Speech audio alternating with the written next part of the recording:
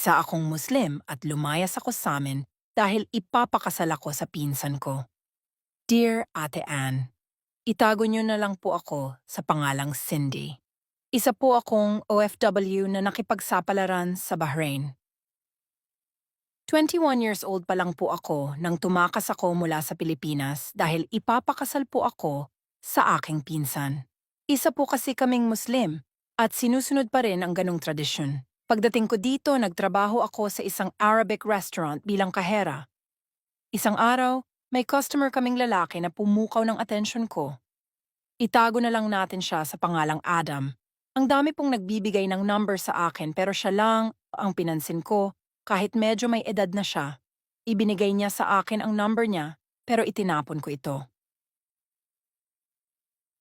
Sa huli, pinulot ko rin dahil may sign siyang pinakita na pinapangarap ko sa isang lalaki. Nag-chat kami at unti-unti akong nahulog sa kanya. Makalipas ang 7 buwan, niyaya niya akong lumabas. Mahal ko na siya, kaya sumama ako sa kanya kahit madaling araw. Tumakas ako mula sa bahay ng kapatid ko. Wala silang kaalam-alam na may boyfriend na ako at lumalabas na ako ng madaling araw. Naging masaya kami ni Adam, pero nalaman din ng ate ko at asawa niya na may boyfriend ako. Hindi nila nagustuhan iyon, kaya pinagbawalan nila ako na lumabas at pinatigil ako sa trabaho. Nagtangka akong lumayas at nag-away kami ng ate ko. Sinabihan niya ako na lolokohin lang ako ni Adam. Hindi nila alam na may nangyayari na sa amin. Makaraan ang ilang buwan, natanggap na rin nila si Adam kahit ayaw nila. 3 taon na kami, Ate Ann. At sa January 1, bigla na lang siyang nawala. Hindi na siya sumasagot sa tawag ko. Umiyak ako ng umiyak. After 3 months, nag-message siya sinabing namatay daw ang tatay niya at kinailangan niyang umuwi sa Iran. Sa pagmamahal ko sa kanya, pinatawad ko siya at naging masaya uli. Ngunit napansin ko na hindi na niya ako niyayang lumabas, palagi siyang busy.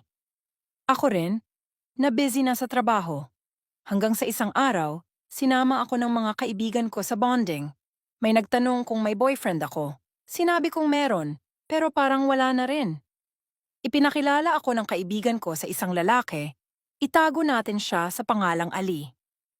Hindi ko akalaing magiging kami, pero dahil sa sitwasyon namin ni Adam, napasubok muli ako. Naging maganda ang relasyon namin ni Ali, pero hindi ko siya lubusang mahal. Hindi ko kayang ibigay ang buong pagmamahal ko dahil nasa puso ko pa rin si Adam. Sinabihan ako ni Ali na pakakasalan niya ako. Nakilala ko na ang pamilya niya at masaya sila sa amin. Sa kabila ng relasyon namin ni Ali, patuloy pa rin ang komunikasyon namin ni Adam. Minsan tinatawagan ko siya dahil namimiss ko siya. Isang araw ang sumagot sa tawag ko ay isang babae. Sinabi niya na siya ang asawa ni Adam. Para bang bumagsak ang mundo ko, Ate Ann. Napag-alaman ko na si Adam pala ay ikinasal sa isang arranged marriage. Ang asawa niya ang nagsabi sa akin na hindi maganda ang trato ni Adam sa kanya. Binubugbog daw siya at parang wala na raw pagmamahal. Pero sinasabi ng babae na ako lang daw talaga ang minahal ni Adam. Nagtapat ako kay Ali, Ate Ann at sinabi ko ang totoo na may komunikasyon pa rin kami ni Adam. Pinatawad ako ni Ali pero ngayon, hindi ko alam kung dapat ko bang ipagpatuloy ang relasyon ko sa kanya kahit hindi ko siya mahal. Nasa puso ko pa rin si Adam pero may asawa na siya. Ano po ang gagawin ko, Ate Ann? Hindi ko na po alam, sobrang sakit na po. Maraming salamat, Ate Ann.